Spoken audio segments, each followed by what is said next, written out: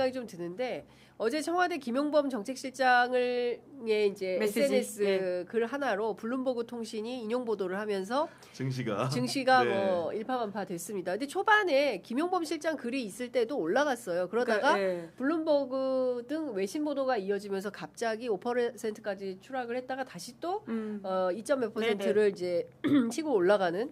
오늘 증시는 보지 않겠습니다. 뭐 다시 좀 회복이 됐다라고 알고 있고요. 그러니까 됐습니까? 조정의 시간이라고 이해해야 될 것 같고 김용범 실장의 이야기를 그런 식으로 막 곡해해가지고 마치 김용범이 뭐 주식의 신도 아니고 아니 맞아요. 그 정도로 대단한 사람이었나라는 생각이 좀 들긴 하는데 그러니까 가장 핵심의 메시지는 지금 이제 반도체 슈퍼사이클이라고 하는 예상치 못한 여러 가지 이제 호재와 호황 안에서 사회적 재분배에 대한 논의가 필요하다라고 하는 이야기거든요.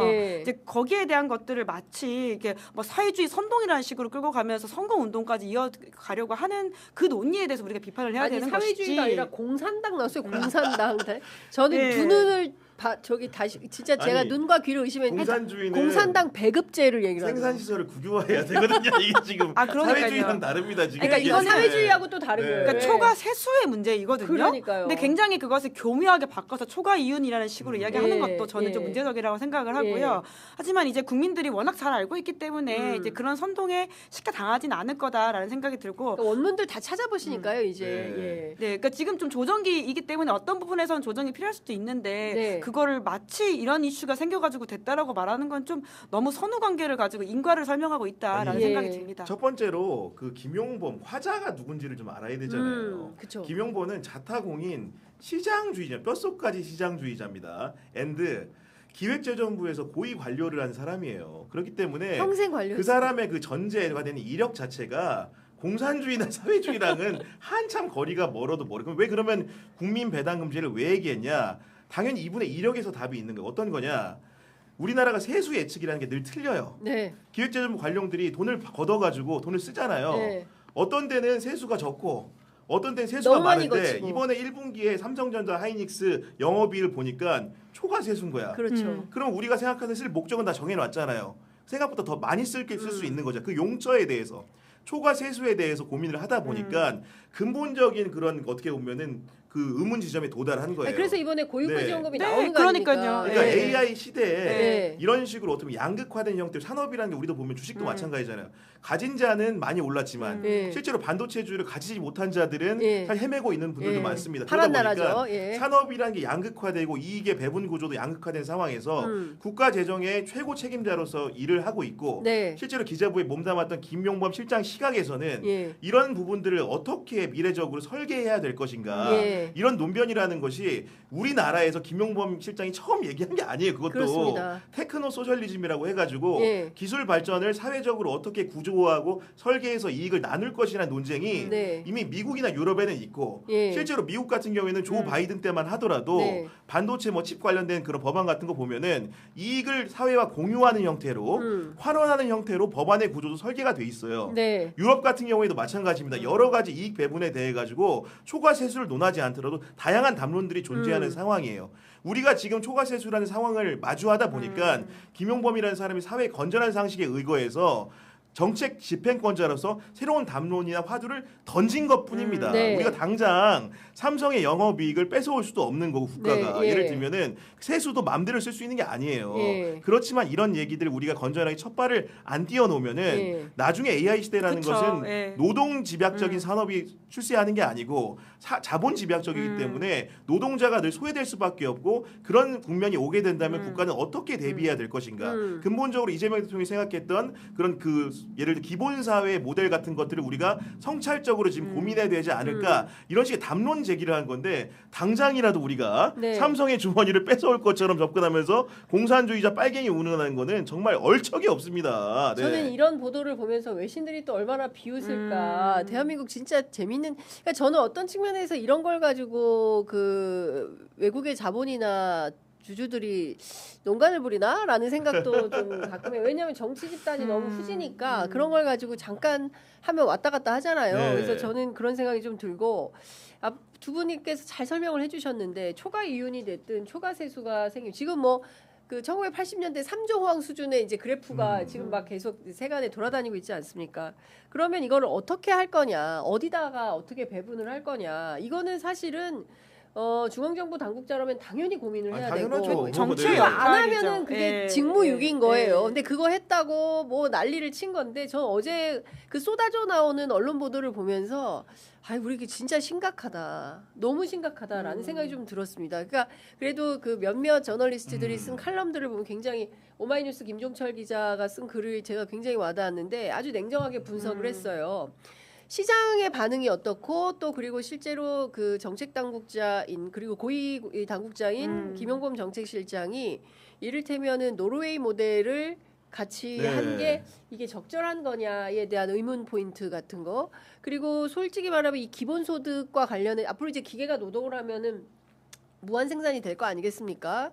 그러면은 거기에서 생산된 그 재화를 국가와 사회가 어떻게 할 거냐에 대해서는 많은 그럼요. 세계 전 세계의 훌륭한 분들이 많이 논의를 하고 있잖아요. 사실 요새 뭐 비롯해가지고 그러니까 저희도 그러니까 이게 정치부 기자들 고관 여자가 아닌 사람들의 보통 사람들을 만나면서 보통 하는 이야기가 주가와 AI의 이야기입니다. 그러니까 그렇습니다. 그 정도로 보통 사람들의 삶에서는 아주 뜨거운 이야기고, 그러니까 저희도 이렇게 후배들이라든지 다양한 사람들 만나보면 미래의 내노동이 어떻게 사라질 수도 있다라고 하는 불안감들을 다 일각에 가지고 있거든요. 이제 그만큼 AI의 발전이라고 하는 게 내 일상에 이미 침투해 있는 사실이고, 그렇다면 정치의 논의라고 하는 것은 어떻게 할 것이냐에서부터 출발해야 되는 것이고, 그런데 여기서 이제 어마어마한 세수가 나왔다라고 하는 부분에서 출발하는 것은 너무나 당연한 시작점인데 이걸 선동하려고 한다라고 하는 게 그러면 정치는 뭘 해야 되냐라는 질문을 할 수밖에 없는 거고요. 그러니까 물론 거기에 대한 방법론에는 다르게 생각할 수 있을 겁니다. 그러니까 이걸 어떻게 쓸지에 대해서는 하지만 그 질문을 던진 것 자체는 너무나 이제 소중한 질문이고 사실 뭔가 되게 유치한 논쟁에서 벗어날 수 있는 정말 좋은 논쟁을 할 수 있는 시간에 열린 건데 그야말로 고급진 논쟁을 할 수 있는 그러니까 수준의 담론. 그러니까요. 아니 우리가 진짜 개헌 반대나 찬성 이런 이야기 할 때가 아니잖아요. 그거는 그냥 당연하게 반대해야 될 일이고요. 근데 아직도 그런 이야기를 하고 있는 시점에서 그렇습니다. 얼마나 소중한 기회가 열렸는데. 그러니까요. 제가 또 산업부를 좀 오래 출입했잖아요. 그러니까 제가 실제적으로 말씀드릴게요. 어떤 거냐면은 우리 삼성전자나 SK 하이닉스가 가끔씩 내는 보도 자료가 있어요. 어떤 거냐? 그 삼성에 있는 반도체 공장이 인접한 지역에 개천에 수달이 살고 있다. 그러니까 무슨 얘기냐면 뭐 수달을 뭐 풀어놓은 거지 제가 일급수인가요? 기억이 안 되지만 정말로 수달을 풀어놓긴 어려워. 우리가 통상적으로 이제 공장에 공장하면 우리가 떠오르는 게 오폐수가 떠오르기 때문에 예전의 관점과 기준으로는 반도체 공장이 옆에 있으면은 그런 사람이 없다. 그 보호해야 될 동물이 안 살 것 같은데 수달이 살고 있다는 홍보를 합니다. 그러면 사실은 그게 어떤 거냐면은 지금의 반도체 산업이라는 것은 그런 지역 사회의 양해 예를 들면 또 전력과 용수의 문제가 있기 때문에 국가 기관 시설들을 다 이용하는 거예요. 예를 들면 전력을 보낼 때 그 전력이라는 것이 예를 들면 용인에 반도체 공장이 있으면 용인에서만 옵니까? 그쵸. 멀리서 송배전선을 타고 오죠. 국가의 배려와 정부의 배려와 그 송배전선이 지나가는 그 지역 지역에 주민들의 있는 배려가 시민들. 있는 겁니다. 그렇습니다. 국가적인 기여가 분명히 존재하는 그렇습니다. 사업이고요. 용수를 마련할 때 삼성 혼자 마련할 수가 있습니까? 그러니까요. 지자체와 협의가 필요한 것이고 지역 주민들이 양해가 없으면 완전히 불가능한 사업이거든요. 그렇습니다. 그렇기 때문에 지역 사회와 국가의 기반과 토대 위에서 지금의 삼성의 반도체 산업이 존재하는 겁니다. 그들의 이익에 대해서 우리가 너네들이 번 돈인데 지갑을 갈취하려고 하는 게 아니에요. 우리 국토에서 사실 우리 정부에서 우리 그 시나 지자체에서 여러 가지 지원들이 있었기 때문에 가능한 사업이기 때문에 그렇습니다. 그런 얘기도 하는 겁니다. 아니 그거는 너무나 해야 되는 얘기고 그리고 이제 최근에 이제 언론 보도를 보면 뭐 셔세권 아파트 올라간다. 하이닉스 주변에 아파트 올라간다. 하이닉스 조끼를 당근에서 판다. 하이닉스 조끼를 당근에서 소개팅템이다. 그 유명한 요새 그 저기 하잖아. 간호사 언니. 이수지 씨 말씀하시는 이수지 씨 거죠? 보면 우리 아들 하이닉스 다녀. 뭐 이것부터 시작을 해서 그리고 또 뭐 하이닉스에 있는 용인의 뭐 백화점의 매출이 엄청나게 올라가고 있다. 그래서 그것도 뭐 고가 위주의 상품들이 많이 팔린다. 전자제품 위주다. 뭐 이제 이런 보도들이 나오는 거잖아요. 그러면 이게 그들만의 리그로 끝날 것이냐. 근데 앞서 말씀하신 대로 지자체, 지역 주민, 용수, 전력 막 이런 거에 사실은 국가의 R&D에 도움 없이 오늘날의 삼성전자라는 회사가 생길 수가 게다가 없었던 거기 거예요. 하청업체, 비정규직 직원들 다양한 어떤 이야기들이 있거든요. 얼마나 많습니까? R&D 세액공제 많이 해줬잖아요. 네. 세제 혜택. 그러니까, 네, 오늘 저희가 오늘 하루 종일 삼성 얘기를 하고 있는데 그 정도 뜨거운 아젠다긴 그렇습니다. 근데 이제 이런 부분들에 대해서 우리끼리만 할 거야. 물론 이런 얘기도 했습니다. 왜 15% 노동자에게 가는 15 노동자들이 요구하는 15%만 얘기하냐. 나머지 85%에 대해서는 왜 아무도 이야기하지 않냐. 그게 더 중요한 거 아니냐. 양경수 민주노총 위원장을 포함해서 오늘 권영국 변호사에 이르기까지 그렇게 진보적 시각으로 진보적 시각으로는 또 저는 그것도 예, 맞다고 그럼요. 생각합니다. 그리고 이미 해야죠. 초과 이윤이 많잖아요. 삼성전자에 145조나 되는 유보금 뭐 이런 사내 유보금을 것들. 가지고 있는데 그건 또 아무 소리도 안 해요. 그러면서 오로지 노동자들에게 근데 물론 이게 너무 많으니까 상대적 박탈감은 있죠. 그러니까 이게 종합적인 논의가 필요한 겁니다. 앞으로 이 문제를 어떻게 할 거냐. 더 많아질 거 아니겠습니까? 앞으로. 예? 그러면 이 부분에 대해서 합리적인 논쟁을 통해서 토론을 통해서 우리가 어떻게 집단지성의 힘을 모아갈 거냐 이건 당연히 해야 되는데 지금 보면 김용범 자르라는 거잖아요. 그러니까 지금 갑자기 공산당 논쟁을 하는 게 너무 시대를 갑자기 후퇴시킨다라는 거죠. 그러니까 되게 좋은 논쟁을 할 수 있는 우리 노동의 미래는 무엇이고 그렇습니다. 그리고 네. 우리 일자리는 어떻게 되는 것이냐 그리고는 우리의 앞으로 자산에 있어가지고 금융소득과 노동의 가치는 어떻게 되느냐 사실 되게 좀 걱정되는 문제가 많거든요. 근데 이런 논쟁을 할 수 없게 좀 저급하게 이야기를 만드는 그렇습니다. 거죠. 다행인 것은 그들이 소수여서 제가 보기에는 이 논쟁이 뭐 예전 같으면 정말 그 소수 기득권 매체들이 몇 개만 있었고 여론이 잘 전달되지 않는 상황이었다라고 한다면 이게 굉장히 오래 갔을 수도 맞아요. 있는 네. 이슈예요. 그리고 노조에 대해서 엄청 아마 그 노조 위원장 구속되고 막 이렇게 갔을 거예요. 근데 세상이 그런 세상이 아니고 실시간으로 뉴미디어를 통해서 날 것 그대로 사실 그대로 반영을 하다 보니까 김은지 기자 말씀하신 대로 지금 코스피가 7,748.89 올라가고 그렇군요. 있고요. 네. 삼성전자 주식도 28만 1,000원 회복을 또 한다고 하더라고요. 0.72% 올랐습니다. SK 하이닉스도 4.14% 올랐고요. 점점 주가가 올라가고 있다. 이런 흐름을 만들고 있다라는 생각이 좀 듭니다. 제가 가장 중요하게 생각하는 것은 역시 미디어의 역할인 것 같다. 뉴미디어가 이 김용범 실장이 예전 같으면 벌써 오늘 사표 냈습니다. 아이고. 오늘 아침에 사표 냈어야 됐어요. 그렇잖아요. 당신 때문에 주가 떨어졌으니까 책임지고 그렇지, 물러가. 네. 안에서부터 난리가 납니다. 그런데 그런 상황이 아니다. 예. 이게 저는 뉴미디어의 역할이 굉장히 네. 크다. 여러분 구독 좋아요 알림 설정. 저는 네. 어제 내려갈 때 더 샀습니다. 와 야수의 심장. 아, 역시 구경 기자 구경 다르네요. 들어봤어야 되는데. 야수의 아니, 심장이다. 누가 보니까 많이 내려갔대. 이렇게 갈 게 아닌데 하면서 예, 바로 들어가네. 뭔지도 모르고 샀어. 이제 나중에 알았어 그거 우리 굵어진 구경 거를. 기자가 오히려 지금 우리 예. 장을 올려주는 그러니까, 동학개미, 예, 월열 동학개미다. 동학개미. 예. 개미라는 표현 쓰지 말라고 아, 그랬어요. 그래요? 개인 투자자. 개인 투자자. 개인 예. 투자자. 예, 자. 구경 잘한다. 라는 글들 올려주시고 네. 계십니다. 말씀 주신 대로 삼성이 반도체 사업만 집중하나 미래를 꿈꾸는 회사인데 함께해야지 이런 의견들을 좀 주시고 계시는 건데요.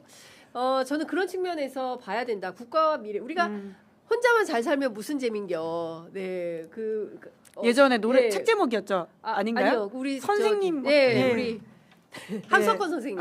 네, 함석헌 선생님께서 하신 말씀처럼 우리가 진짜 대한민국이라는 이 공동체 안에서 예. 기업이면 기업, 예. 그리고 이제 노동자면 노동자, 그리고 공직자들은 공직자들대로 각자의 업역에서 하고 있는 맞아요. 일을 제대로 수행할 때, 그리고 공동체의 발전을 위해서 의견을 모아나갈 때 새로운 나라로 또 나갈 수 있는 거 아니겠습니까? 이제 그 길에 취재편이 좀 더 한 몫을 하고 있다라고 자부를 하고 있는데 그런 측면에서 여러분들께서 지켜봐 주시면 좋겠다라는 생각이 좀 듭니다. 블룸버그의 모질이 3명의 한국 이거는 읽기가 좀 거시기하네. 뭐 아마도, 예. 다들 알아서 오도. 판단하실 예. 수 있는 예, 시간이니까 그럴 충분히 생각합니다. 아실 수 있을 예. 것 같아요. 오히려 싸게 예. 들어올 수 있는 기회를 만들어줬어요. 네, 구경 기자처럼.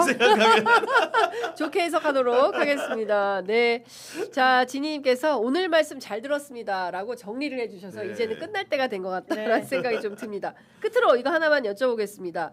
오늘 22대 그렇네요. 네, 하반기 안 끝날 주제인데요. 국회의장이 선출이 됩니다. 예. 네, 박지원 또 조정식, 김태년 세 후보 가운데 누구냐?